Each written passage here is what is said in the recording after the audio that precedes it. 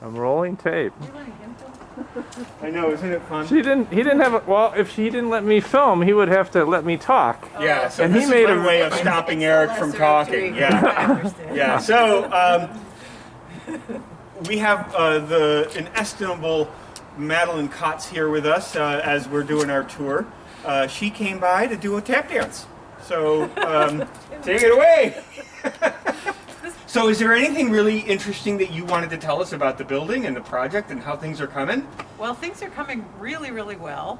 I don't know if you had a chance to say that the best guess is that we might be done in mid-February. That means all the way done. We're down to the very slow things at this point where they're waiting for cabinetry to come in. They're waiting to install the flooring is an intricate pattern throughout the whole building, and it takes a while to get all that in. So it's that stage where it seems like nothing's happening, but there's just things that take a little more time to finish up. Mm-hmm. So that's...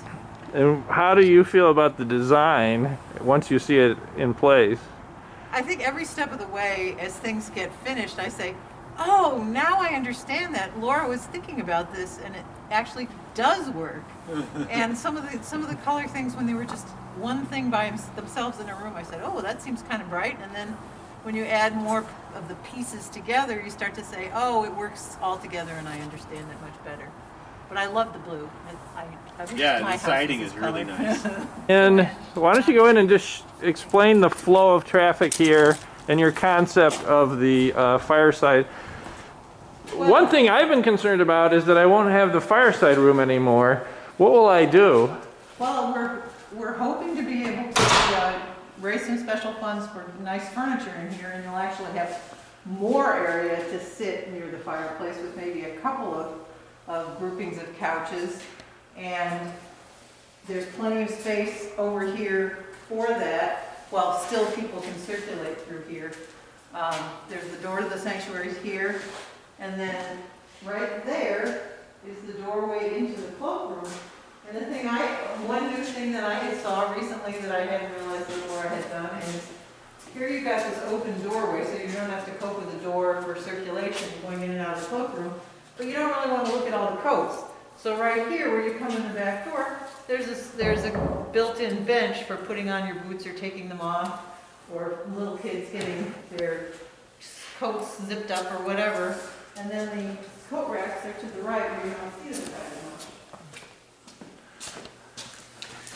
Visually, that's going to be a good thing when we're in the space. And in here, there's going to be, I forget which wall it is. I think it's that wall will have double layer, so that shorter coats, you have more room for coats, and then full length long coats on this side. Because a lot of people don't like this. I don't need that much space to hang my coat in.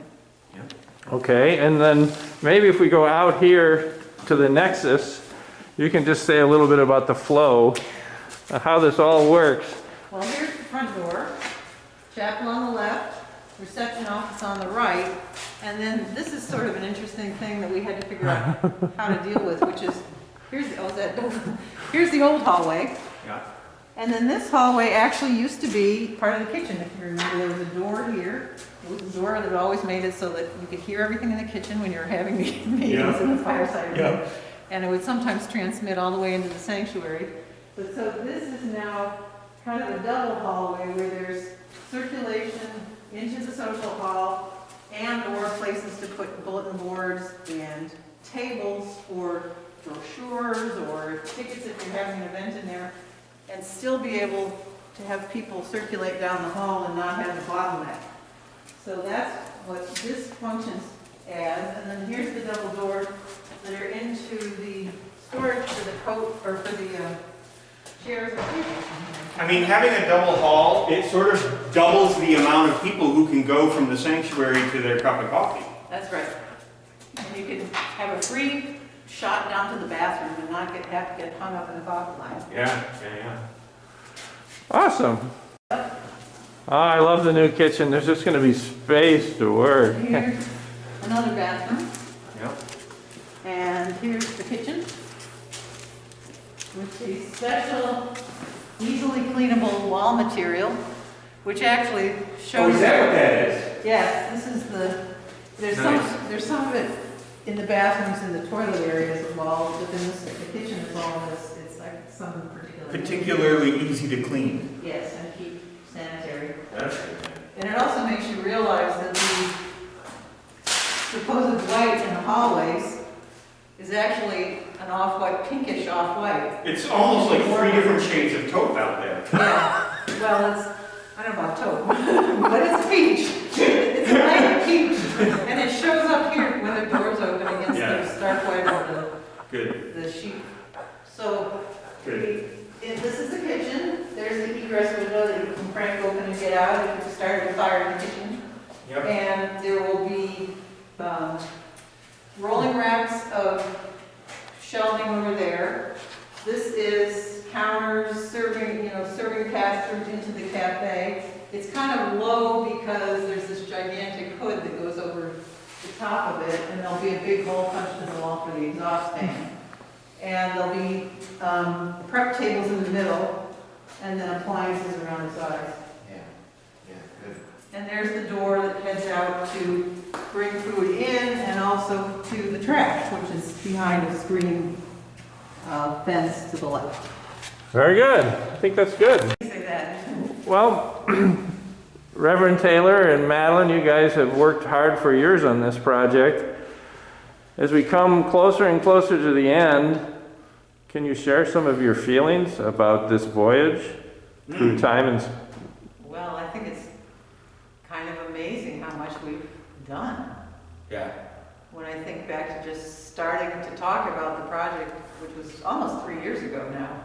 Well, in some ways it's thinking back to starting to talk about the project again. Yes. Because for decades we talked about a project. We talked about should we move, should we sell? Yeah. Yeah. We had some amazing people who gave us some possible footprints and blueprints that we might look at, floor plans.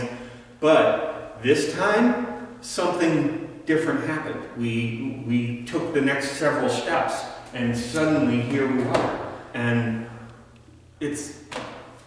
I think it's due to a lot of people saying, yes, we can, as opposed to, oh gosh, it's too much, it's too big, this is Binghamton, we can't do things like this. Yeah.